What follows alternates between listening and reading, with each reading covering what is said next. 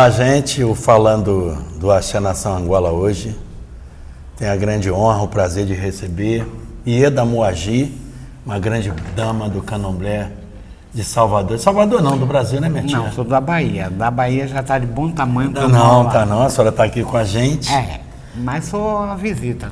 E a gente trouxe a senhora para bater um papo, contar a sua história. Quem é Dona Ieda? Bom, Ieda é uma mulher, Ieda Maria Moagi. É uma mulher de 60 anos, iniciada no candomblé há 4 décadas, formada em filosofia pela UFBA, uma apaixonada pela religião a qual eu pertenço, o candomblé, e especificamente dentro do candomblé, o candomblé de Angola, no qual eu sou iniciada, e que vivo entregue aos inquices. Maravilha. Certo. A senhora já falou que é Moagi, eu ia perguntar Ieda, depois Moagi, né? É porque eu boto Ieda Moagi mesmo. A senhora tem 40 anos de idade, mas a senhora foi iniciada por quem? Onde? Fui iniciada em Salvador, na casa de minha mãe, genética, que tinha casa de candomblé, minha mãe já faleceu, pela Mameto Quendembala, do Tumba Angola, filha do Tumba do Mar, que era filha do Tumba Junsara. Então, estou falando de Quendembala, minha mãe de santo, Sinamé, a minha avó, Derelo Bidi, minha bisavó. A senhora falou Tumba? Tumba Angola. Sim. É a casa da minha mãe de santo. Certo. Tumba do Mar, a casa da minha avó de santo. Sim. Tumba Junsara, a casa matriz de onde essas casas saíram. A senhora que vem da casta do Tumba Junsara, tem muita casa do Tumba Junsara em Salvador?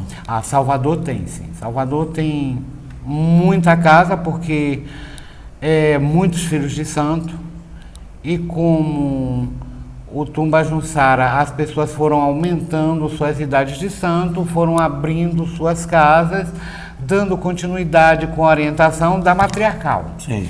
A matriarca da casa, nós não temos patriarca, não temos mais, foi o Tata Siriaco, e nós temos sempre matriarcas depois dele. Então, minha avó Deré, minha bisavó Deré orientou minha avó Sinameã, orientou minha mãe. E todas as outras tias, filhas de minha avó Deré, ou de minha avó Sinameã, que foram abrindo suas casas, também passaram pelo mesmo processo. E o Tumba Junsara é entendido como uma árvore. Certo. E que nós somos raízes, nós somos descendentes das casas, da casa matriz. Nós Certo. somos da família. Entendi. Tumba Junsara. Agora, minha tia, olha só, o que acontece? Todos sabemos que o Urubano Nagô, ele tomou muito conta do candomblé por muitos anos, acredito até por uma reclusão do povo de Angola, por se esconder. O que a senhora acha a respeito disso, que temos que fazer para nos expor mais, sermos mais reconhecidos, ou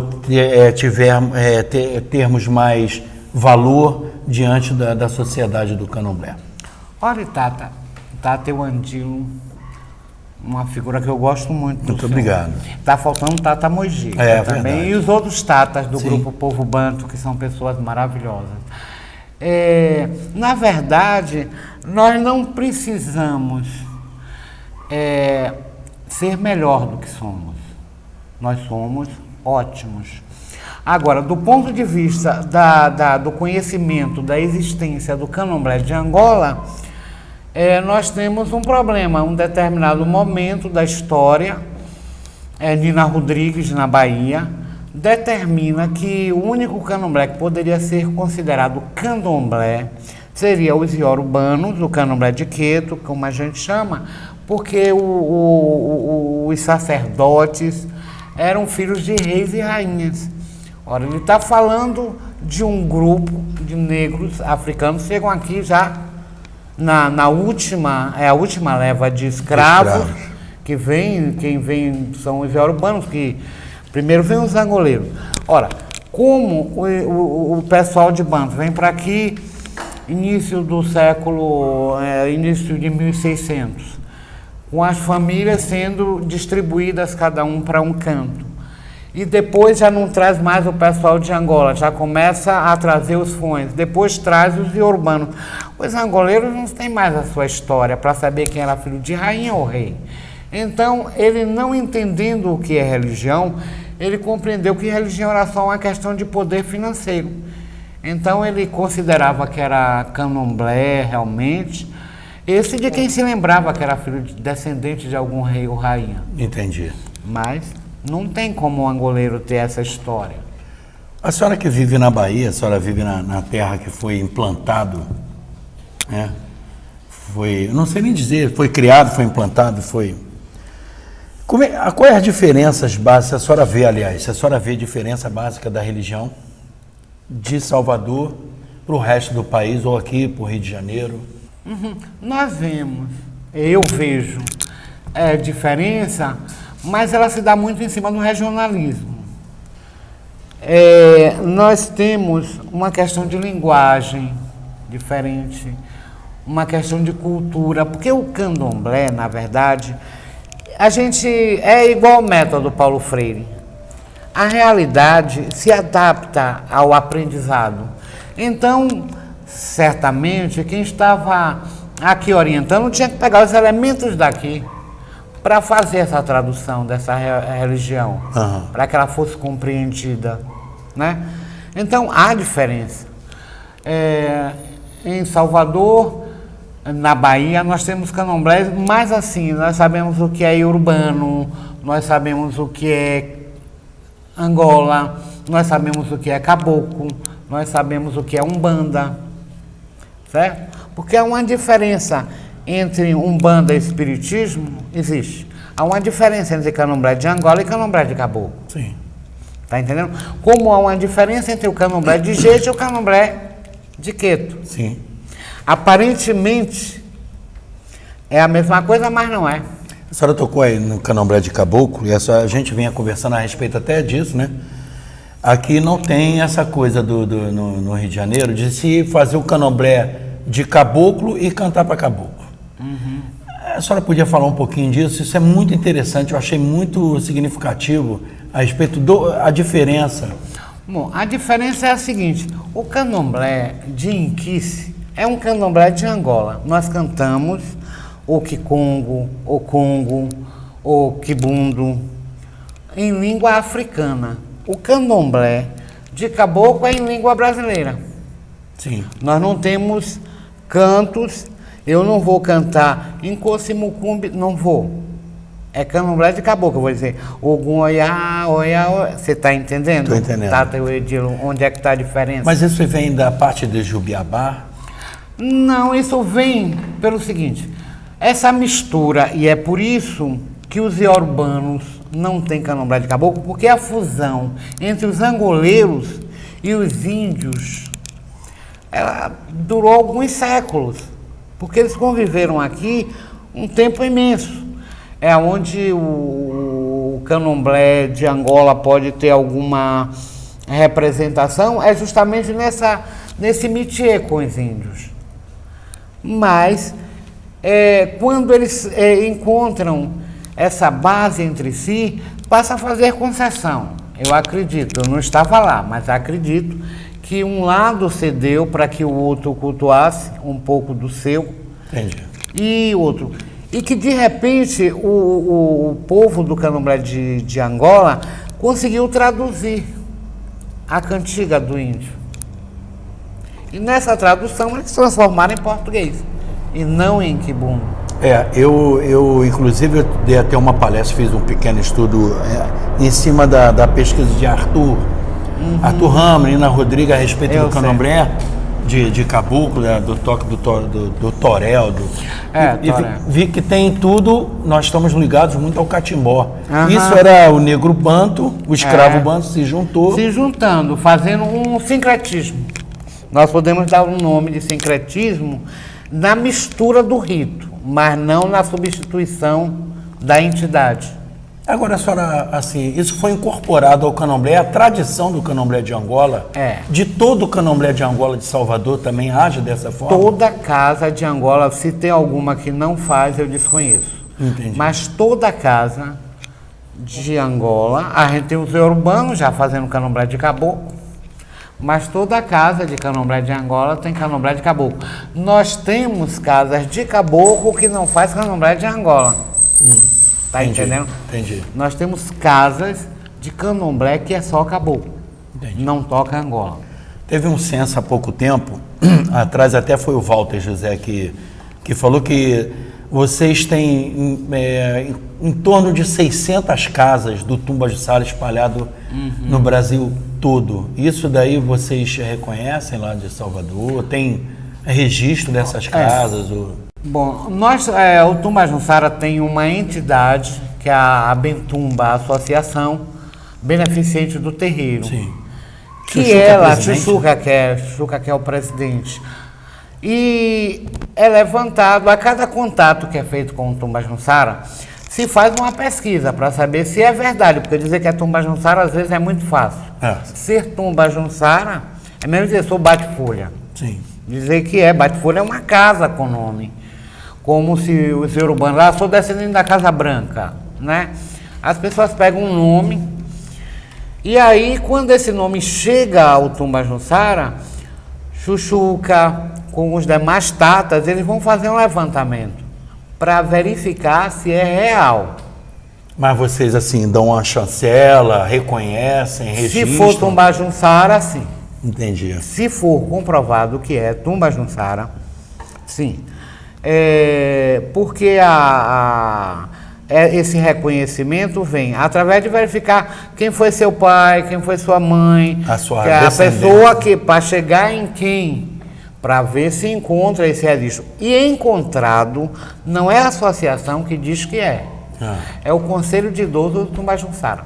Vocês têm um conselho? Interessante. O terreiro tem um Conselho de Idosos, que é quem diz se é ou se não é. Não é a associação. A associação tem um papel mais político, de buscar, de resolver os problemas. Investigativo. Sim. Mas identificado que sim, é passado para o Conselho de Idosos. Entendi. E aí o conselho é quem vai dizer se é ou não. Legal.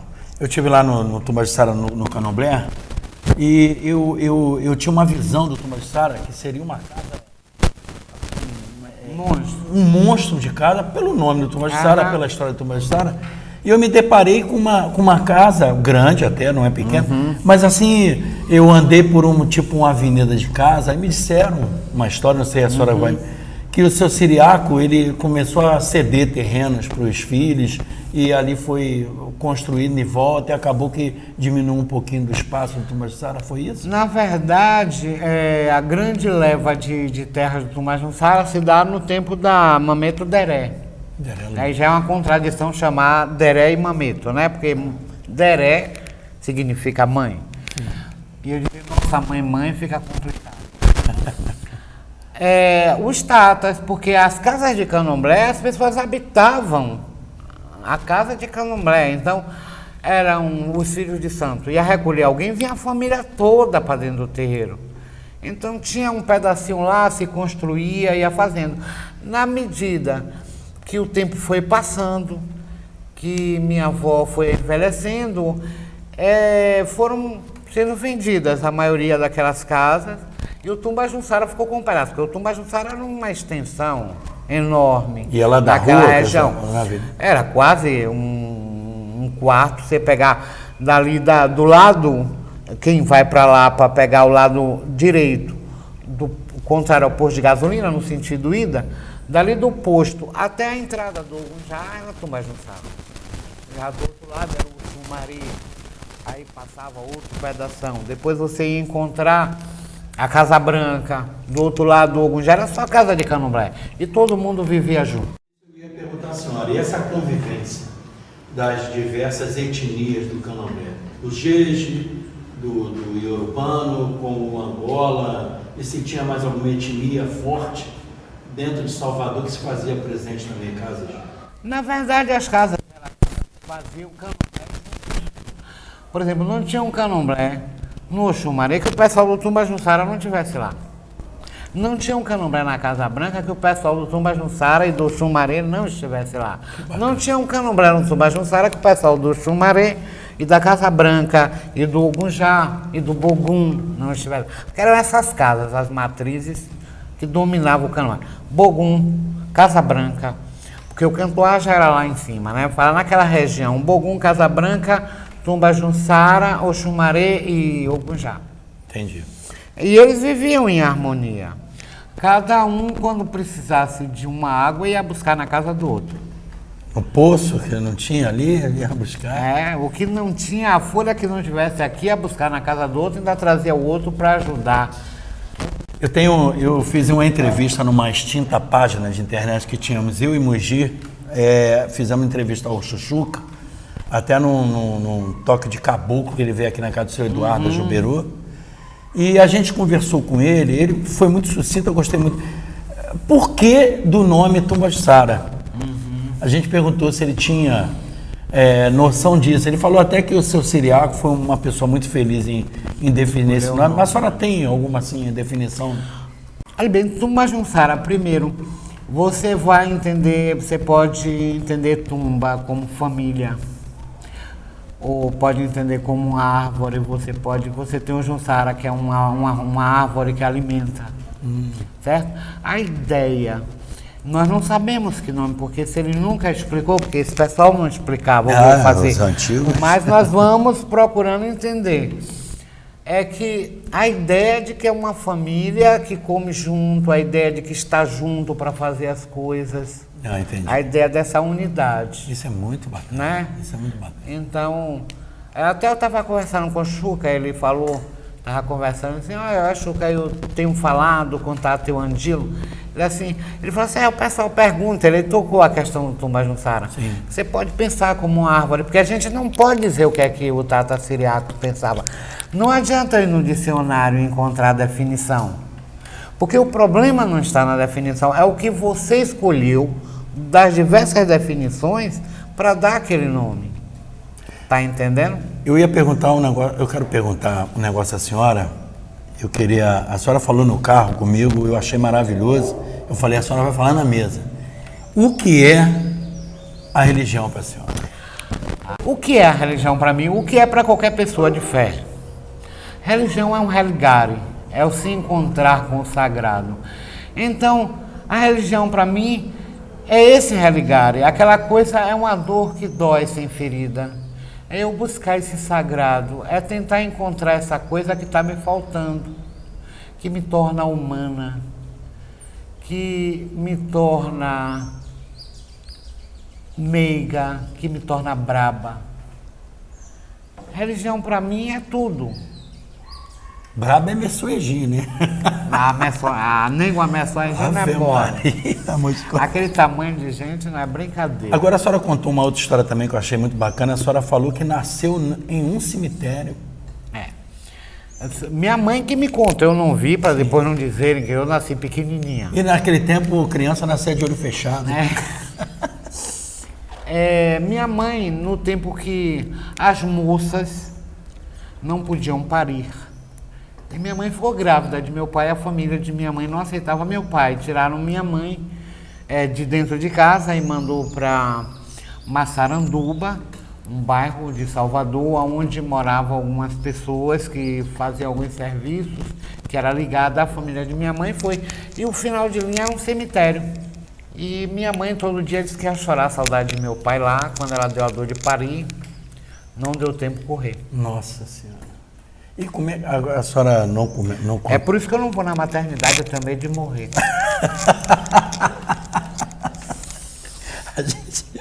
E como é que você deu a história da sua iniciação para o santo? Como é que foi esse caminho aí? É outra coisa que, quando a gente nasce pequenininho, a gente não sabe.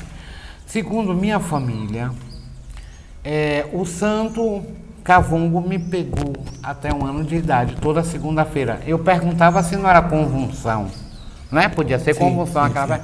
Mas disse que só o dia de segunda-feira, no mesmo horário, né? Sem estar com febre, não podia ser. Aí com 1 ano foi feito todo um assentamento, porque esperou fazer 1 ano e fizeram lá algumas coisas. E fizeram um acordo com o santo que era para esperar eu crescer, me formar, trabalhar, ter minha vida organizada, que nossos pais eram assim antigamente. É verdade. Não queriam a gente no candomblé sem ter uma vida organizada, né? Na verdade, eles não queriam a gente no candomblé. Mas para ser já tinha que ter uma vida organizada, que pelo menos achava que a nossa independência ia passar por ali. Então, fizeram esse acordo.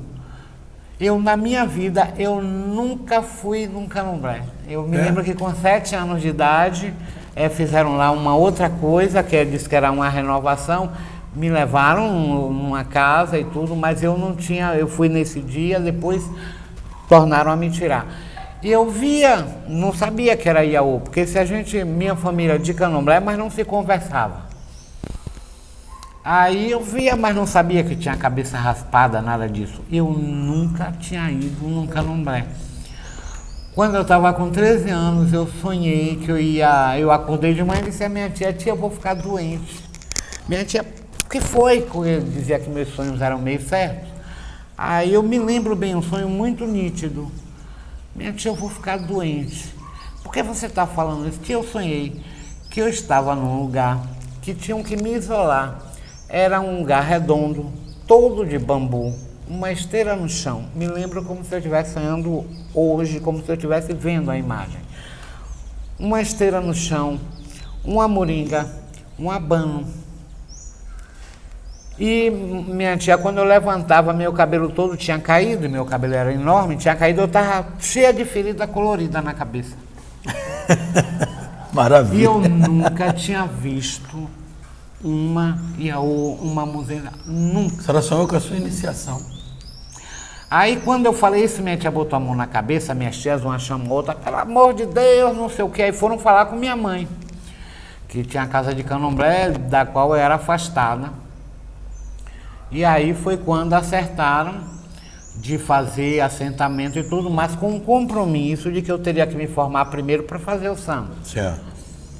Aí quando foi, no dia 21 de abril de 1975, eu estudando, ia era feriado, né, 21 de abril, que depois deixou de ser, depois voltou a ser de novo. Aí eu ia para o cinema, feriado, colegas naquele tempo e tudo, eu ia assistir o filme As Mulheres que Fazem Diferentes, com Sônia Braga, acho que algumas atrizes, era um filme nacional.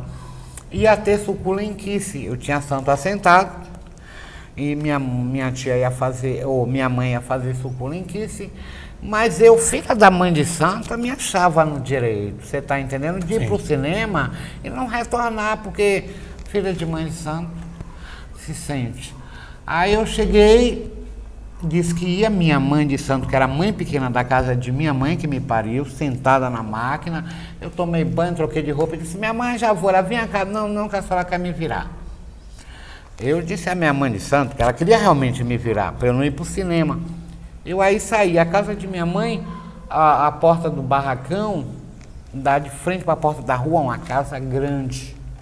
Quando eu cheguei, minha mãe costurando na máquina em frente, porque naquele tempo, quando se fazia a suculenquice, e fazia um ojá, e fazia um pano, para uma toalhinha para cobrir os santos, era assim uma tarefa, uma coisa de construção mesmo, muito legal.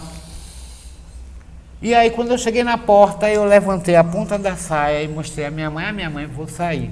Eu me vi voar da porta, isso era mais ou menos 1h da tarde, eu voei da porta da rua para o barracão Santo Bolô e não levantou.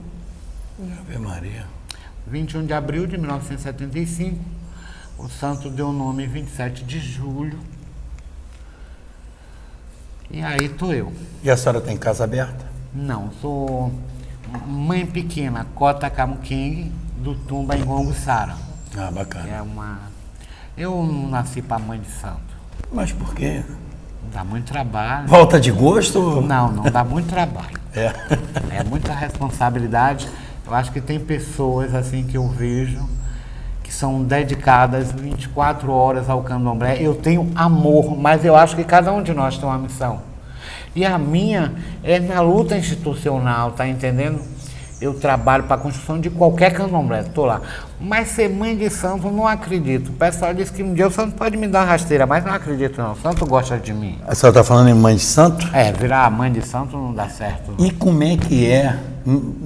Fala um pouquinho sobre a Mameto Messuegi pra gente. Messuegi é uma figura doce.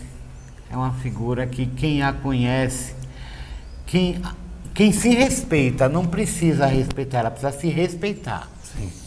Quem se respeitar tem o maior carinho dela, porque é uma figura decente, é uma figura comprometida, é uma figura que está a serviço do candomblé.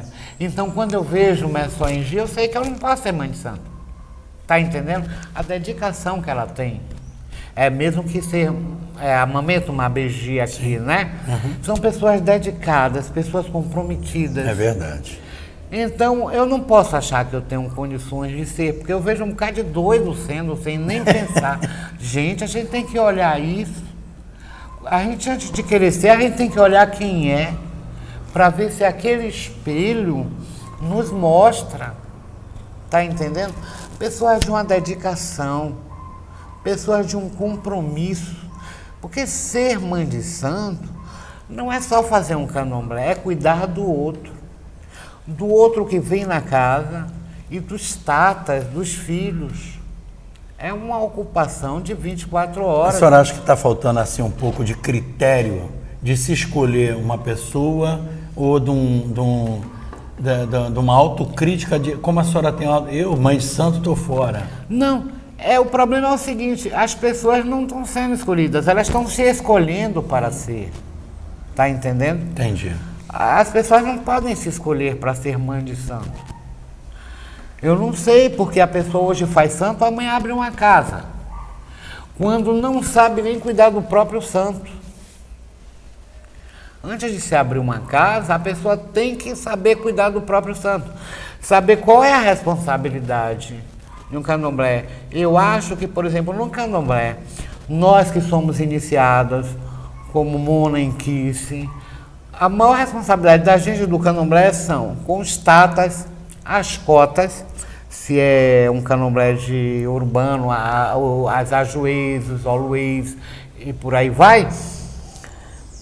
O maior patrimônio são essas pessoas que perdem noite para fazer as coisas para nossos santos. Deixam de comprar uma coisa para si para comprar um presente para um santo. E aqueles que não são iniciados, que vêm sentar na assistência e bater palma. Essa é a responsabilidade de uma mãe de santo. É estar predisposta a atender essas pessoas.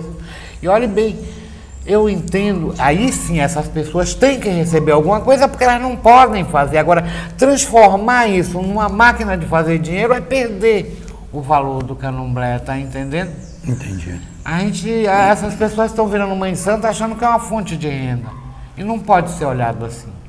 Minha tia Moagi, eu queria saber da senhora o que podemos fazer para inibir esse crescimento do neopentecostal, essa guerra que está se travando, que tudo que é do demônio pertence ao candomblé. Qual a postura que a senhora acha que temos que ter como sociedade a respeito disso? O que devemos fazer como cidadãos do candomblé para combater essa intolerância? Bom, tá, teu Angelo. O problema é o seguinte, é que, na verdade, os neopentecostais são pessoas que Silas Malafaia disse, são pessoas loucas. Ele disse que tem demente entre os evangélicos. Mas não fazem nada para... Não fazem pelo seguinte, porque ele disse que tem, mas não sabe como resolver, né? Quando eles nos atacam, é porque estão perdendo. O problema dessas religiões novas é que elas crescem com uma rapidez muito grande, oferecendo lugar no céu. Nós que não oferecemos nada, nem céu nem inferno, nós não temos esse tipo de compromisso de guardar um lugar no céu para ninguém, até porque a gente não sabe se o pecado existe. Não conhecemos pecado. Nós somos responsáveis pelos nossos atos. nós cometemos erros puramente humanos. Então, para a gente, o conceito de pecado não existe. Então, eles têm um problema, eles querem a salvação. vender a salvação. E quando eles começam a nos atacar, é porque eles estão perdendo terreno para a gente. Porque se você observar, eles levaram todos os rituais do candomblé para suas É verdade. igrejas, banho de descarrego, dia de terça-feira o passe, e dia de tira espírito, sabe? E até que tá não dando é. doce agora. Tem um bolinho Imagine, de Jesus. tem um bolinho de Jesus. Imagine um povo que diz que tudo do candomblé é coisa do diabo, vivem às custas do que é do diabo. É um contrassenso. Com certeza. Aí fazem a acarajé, querem dizer que é bolinho de Jesus. Não. A não ser que eles queiram dizer que Zaze, que Xangô, que Sobô, é Jesus. Se eles quiserem dizer que é a isso que ele está se referindo, eu até aceito. Mas me parece que eles são muito desinformados. Eles querem mascarar, mas querem viver do nosso dinheiro. E se vivem do nosso dinheiro e a aranha vive do que tece, é porque já frequentou a cozinha de nossas casas. Só faz acarajé quem já foi do candomblé. Se não foi, não faz. Ninguém tem tendência a lidar com aquilo que não conhece. Eu, por exemplo, não vou amanhã abrir, começar a vender. Eu fazia a cachaça de Jesus. A gente podia fazer a cerveja, né, para vender nos eventos. Mas como eu não tenho tendência a vender bebida, eu não posso fazer a cachaça de Jesus. Sim. Botava uma latinha, o rótulo lá, né? Poderia fazer isso. Eu não posso, porque eu não tenho experiência em fazer cachaça nem em vender cachaça. Só vende bolinho de Jesus, quem já vendeu acarajé. É verdade. A senhora, lá no Papo Saiu no Bate-Folha aqui, tem a tia Amélia, que ela conta a história que ela foi quem tirou o nome do santo do Bispo Macedo. Ele é raspado, e ela é madrinha de Oruncola dele. E ele trabalhava no IBGE, uma pequena história só para ilustrar. É uma briga de dois. E ele realmente lia a Bíblia e falava que se ia dar muito dinheiro a ele, que tinha um amigo que trabalhava com ele. Ele pega todo um ritual do candomblé e leva para uma religião, porque ele sabe que o povo quer banho de pipoca, e estou falando assim, pipoca para que as pessoas entendam, quer tomar banho de folha, o pessoal quer passar pemba, o povo quer ficar leve. Se ele diz que faz isso, o único problema é que lá para fazer essas coisas paga e a gente no candomblé não cobra. Porque você vai numa casa que tem sessão de caboclo, caboclo dá passe, caboclo bate folha, deixa a pessoa legal. Dá banho de charuto, banho de cerveja, mas lá com ele tem que pagar. Então o povo vai uma, duas vezes, não resolveu, volta pro candomblé e fica chateado. Bom, eu só queria primeiro agradecer muito a senhora de estar aqui, é um prazer muito grande a senhora chegar para as obrigações lá de Zaze e de Roberto e estar se dispondo a estar conosco. A senhora é uma lady realmente, educada, inteligente. Agora, qual o recado que a senhora deixa para o povo de Candomblé contra essa intolerância e o que devemos fazer? Deixa um recado final. Bom, eu acho que a primeira coisa que nós temos que fazer, nós do Candomblé, é começar a escolher o povo de Candomblé que nos representa para não dar lugar a esse tipo de coisa negativa que a gente vê hoje acontecendo em nome das igrejas por conta do espaço que a gente abre. A gente está deixando que uma pessoa que eu conheci ontem, amanhã seja suspenso, no segundo dia está confirmado. E aí depois essa pessoa começa a fazer bobagem aí fora, e aí esse pessoal pega e diz que é o candomblé. E é o candomblé. Porque se nós confirmamos, se nós raspamos, uma pessoa raspa santo hoje, amanhã dá um DK, alguém que não sabe nem o que é que vai naquela cuia, não sabe nem para o que serve. É verdade. Então, o que nós temos que fazer para acabar com a intolerância desse pessoal é nós procurarmos o nosso lugar. É usar nossas contas, é não ir na casa de marmoteiro, sabe? Deixar os marmoteiros de lado, procurar nossa turma e entender que o mais importante não é o dinheiro que a gente pode ganhar com alguém, é o candomblé. Com certeza. Para terminar, a senhora tem alguma cantiga que lhe arrepia? Ah, todas me arrepiam. Mas antes de falar das cantigas que me arrepiam mesmo. Me arrepiam mesmo, é minha paixão. Mas eu, antes de terminar, quero deixar um abraço para o pessoal do Grupo Banto, de Zuíca, Mucendê, Kiritauã, Keuale, a turma toda. Não posso dizer o que eu não falar, saiba que está aqui na minha cabeça. Mas dar um abraço a esse povo, agradecer e também falar que qualquer pessoa de qualquer candomblé é meu irmão. Que bonito. Certo? É meu irmão. E é isso, e a gente tem que andar junto, a gente tem que caminhar junto e somar. Isso é que é mais importante. E qualquer cantiga de candomblé ou qualquer palavra de candomblé, quando dita de verdade, me arrepia. Ave Maria. Macoiú, minha tia. Macoiú, meu tato. Macoiú no Zambi, Zambi Aquatessá. Auê. Que Caengo lhe dê vida, prosperidade e saúde. A senhora está sempre junto com a gente aqui. Auê.